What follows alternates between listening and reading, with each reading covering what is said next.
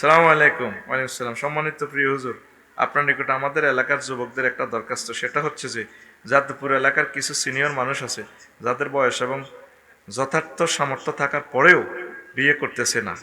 তাদের জন্য আমরা জুনিয়ররাও সামনের দিকে এগোতে পারতেছি না। এখন আপনি তাদের উদ্দেশ্যে কিছু বলুন। তো এই সিনিয়র ইডি হলো হিজলা। বিবেকে সিনিয়র জুনিয়র আছে।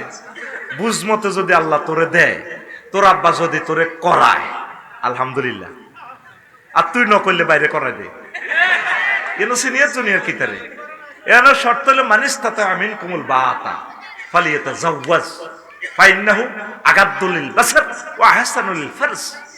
সিনিয়র জুনিয়র কিতা কিছু বড় সিনিয়র ভাই আছে এডি হিজলা, হেতে 10 বছর আগে মাস্টার ডিগ্রি পাস করছে, হেতে কোনো বিয়ের বয়স হলো।